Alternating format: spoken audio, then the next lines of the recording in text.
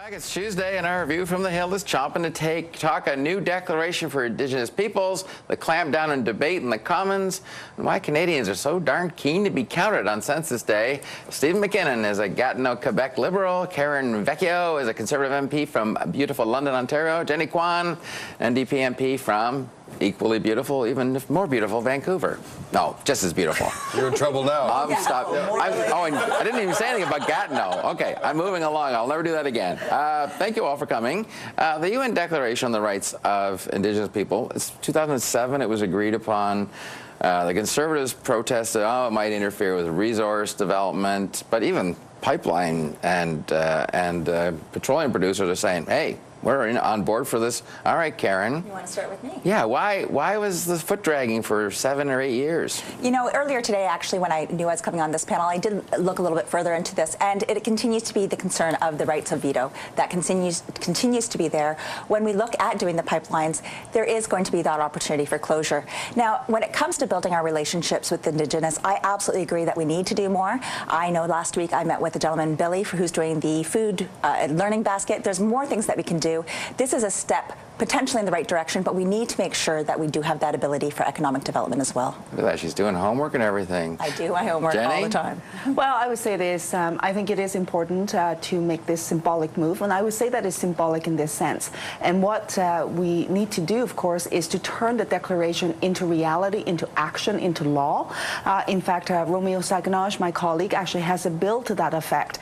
And of course, he's doing a tour, consulting with Indigenous peoples, Inuit and Métis people, and they are overwhelmingly enthusiastic and supportive of the bill. So we need that bill to come into force, into reality, to give teeth to the declaration. And so it's not just symbolism, but also in practice in terms of real change and real impact. I think Harper called it an aspirational document rather than anything tangible. Well, is that what it is? As in so many other things, I think society kind of passed that point of view by. We have jurisprudence in this country. We have rights of Indigenous peoples enshrined in our Constitution. We have, as you pointed out, the Canadian Association of Petroleum Producers saying, look, this is the kind of approach that we need. That resource projects, extraction projects cannot go forward without proper consultation and involvement by Indigenous people. So really, this recognition today just gives context and background to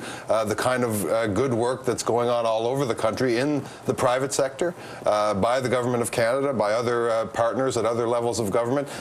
This is really a recognition of reality, Don, and I think it's a great day. Well, I would say this, though. So take, for example, we have the budget, the Liberals' first budget, and so the government said that we'll have a new nation-to-nation relationship. They would invest in Aboriginal peoples, Indigenous peoples, and of course, we looked at the budget. And on child welfare, for example, the budget is simply not there, and Dr. Cindy Blackstock said it very clearly and succinctly. And she pretty well said, look, children don't have incremental youth. We need the budgets now. This is and we the need to get on day with of it. Jordan's principle. Anyway, all right, I want to move along because we got a couple other stories I want to deal with. Now, viewers, don't fall asleep when I say this. Time allocation. This is the practice of limiting debate. The Liberals didn't like it when the Conservatives did it, and they did it a lot, by the way. 100 times, I think, that we lost count on.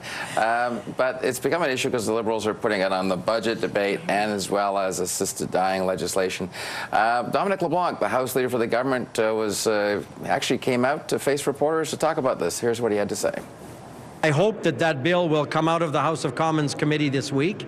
I understand there are a lot of amendments. They're making good progress, I'm told, on the amendments. It would be our intention to have that bill debated at report stage and third reading, the final stage next week. And again, we would be open, and I'll talk to my House Leader colleagues about that this afternoon, to extend the hours, to allow the maximum number of hours of debate possible next week around Bill C-14. Well, that wasn't really about time allocation anyway. It was about amendments to the assisted dying bill, but take it from me, there was a time allocation discussion there. Yes. Karen, I'll go to you on this one. Can you get indignant about time allocation when you were so good at it as a government? Well, first of all, I wasn't good at it because I've only been here for 6 months. No excuse, no excuse. No, come on. But let's be honest. In this situation, I myself take this very, very seriously. Within my own community, I held town halls. I sent letters out to physicians. I've done a variety of things so that I can hear from the people. And I think it's really important that we're having such a sensitive issue being discussed in the House of Commons, that we do hear from people. This is a moral issue, and this is about all Canadians. There's budgets, there's a variety of different things, but this is something about life and death. And so I really believe that the time allocation was not appropriate whatsoever on this, especially since we did have time already prepared to speak that evening. And myself was one of those people who was supposed to be there till midnight. You don't have a problem with the budget time allocation? I'm not saying that. I'm just saying when we're doing a life and death situation that affects every single Canadian in this country, the budget does too as well. But this is a life and death, and this changes everything as we see the society. Should anybody care, Jenny, that they're delimiting debate? I think they should care deeply about this. Look, I'm a new MP. I'm a newbie around the block here. And we've only been here, for about 6 months. And the government, the Liberal government, who said they would do things differently, they decry the Conservatives when they brought in time allocation, they brought in the guillotine to cut off debate. They have done this on 4 bills already. And I've only been here for 6 months. I'm barely wet behind the ear, Don. And I got to tell you, there's just something about that. And it cuts off democracy. Our job is to bring back our constituents' voice, to actually bring that into the House of Commons. When you cut off debate, you're not going to bring that voice in. And it's undemocratic. It's not the Liberal way. It's not the new Canadian way, it's not the Liberal way. It's actually during the campaign, that's what I heard. I don't know who's wetter behind the ears, Don. I'm a rookie MP too. Yeah, you've been around the block a few times. Except that what I will say is that I've sat in the House of Commons and very proud and honored to do so, and participated in these long debates. We've had second reading on these bills where virtually everyone's had a chance to speak. Some members have spoken twice. It goes to committee. We've had a special committee on this very important bill. Now we have the Justice and Human Rights Committee looking at it. They've heard witnesses. They're considering amendments. It will come back to the House. It will be debated again at 2 other stages and achieve royal assent. And remember that the Supreme Court has given Parliament a very tight time frame, and we do not want to leave a legal void. Then it has to go to the Senate, Don. So I don't know when we talk about anti-democratic, when the opposition House leaders will refuse to limit, constructively discuss with our House leader, sort of limiting the time so we can get on to some of the other pressing business. We're going to keep Sorry, but with all due respect, on that particular bill, it was 2.5 days worth of debate in the House of Commons. Not every MP who wanted to speak to it had the opportunity to do so. The debate's not over. So let's just be clear, right? And calling it a spade for spade. NDP and Conservatives agreeing on time allocation against you guys. It's unbelievable. 100%. All right. We're going to count those number of allocations that you Liberals put on this. So speaking of counting, Census Day. Today's the day when everyone's going to be counted. I think it's been kind of interesting how enthusiastic people have been to try and get into the census this time around.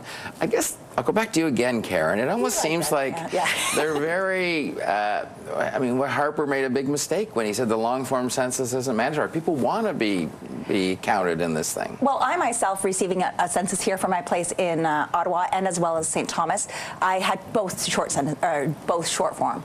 So to say that is one thing, but you know what we did in 2010 when these changes were made, it was making it going from mandatory to voluntary, and because of that, they also sent out more long form as well. You know, it's easy to do. I myself did it. I know there are some concerns that within my own community, a lot of people have not received the census, and there's also a lot of issues online. So we have to study that as well. Well, it's great to hear Conservatives saying that there's an outcry for the census, and we should be making it more accessible. And indeed, this is a massive effort. And I know in my riding, I have a lot of employees of Statistics Canada. They were very concerned about the previous methodology. Very happy about the methodology. And I know Canadians will benefit for many years now from the data and the science and the evidence that we're able to bring to decision-making in this country. Quick last word, I'll say one thing. It's good that the census is back, but I have to say this. The information gathering needs to be improved. A lot of the people in my community don't have access to a computer. They're computer illiterate,